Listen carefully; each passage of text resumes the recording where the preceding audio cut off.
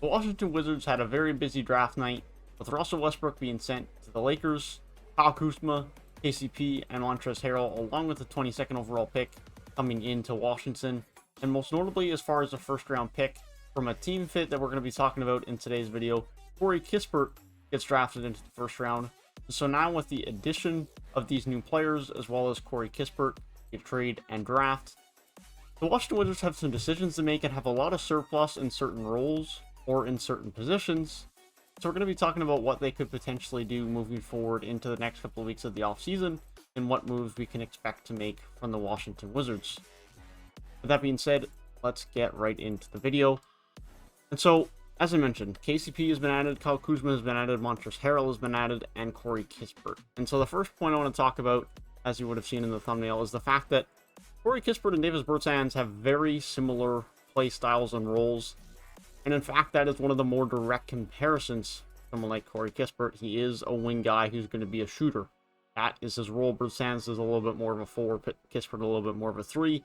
Essentially, they have the same type of role, and on this team, Bertans often plays a 3 anyways, because Rui Hachimura is at the 4. And so that creates a very interesting scenario for them, where Davis Bertans was already rumored to be in trade talks before the Corey Kispert acquisition via the draft, before Kyle Kuzma was acquired via trade.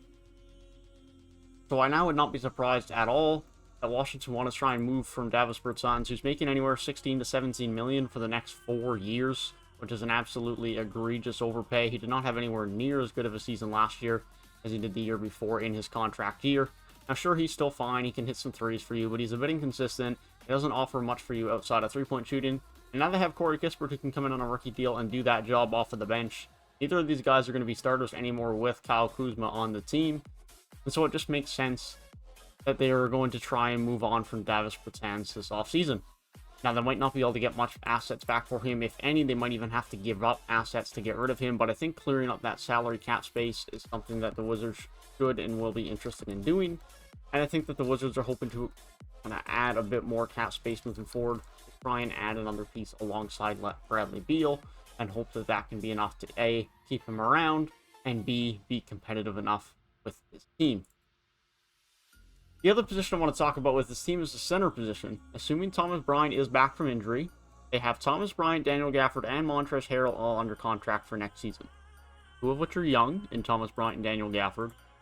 One of which was one of their better players in the back half of the year once they acquired him at the trade deadline and completely transformed their defense, Daniel Gafford. And Montrezl Harrell, who they just acquired via trade from the Lakers, who is not anywhere near as young, but you could argue is the best of the 3. That is debatable, but on the offensive end, he definitely is the best of the 3. That is a given. And so the Wizards are going to have to figure out who they want to surround themselves with and who they want to commit to for this season. Daniel Gafford still has 2 more years left on his deal. Thomas Bryant only has 1, age 22 and 24 respectively.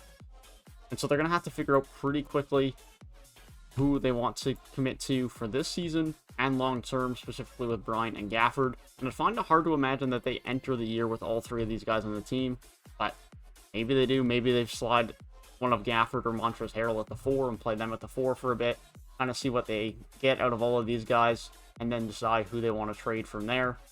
But it is pretty much a given that one of these 3 guys will be traded from this team by the trade deadline, if not earlier. One of the more interesting things as well is just the depth that is on this team now.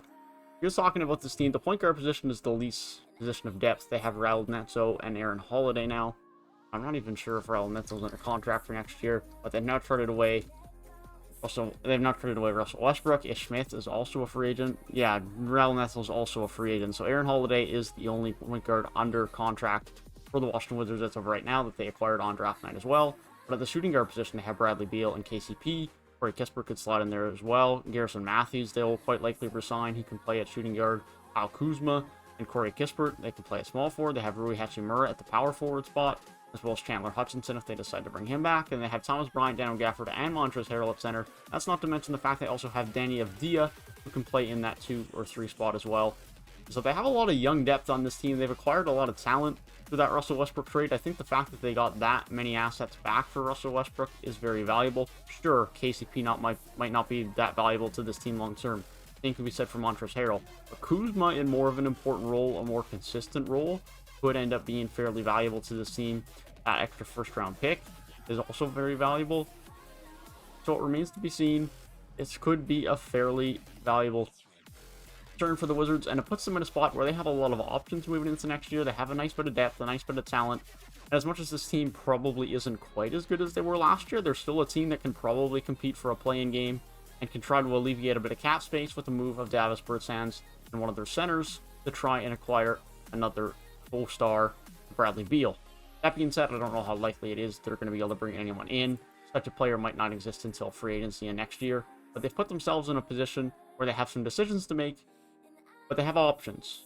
And that is a positive thing for Washington. They're going a bit younger, and I think they're in a fairly good spot compared to where they were pre-draft. Let me know your thoughts on the Washington Wizards down below in the comments section.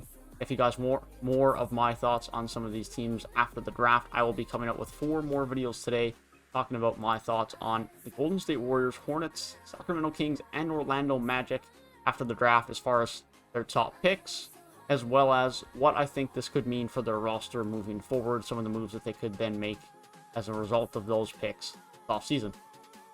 Hope you guys have a great rest of your day. If you enjoyed the video, feel free to leave a like down below and subscribe to the channel if you are new, and I will see you guys in the next one.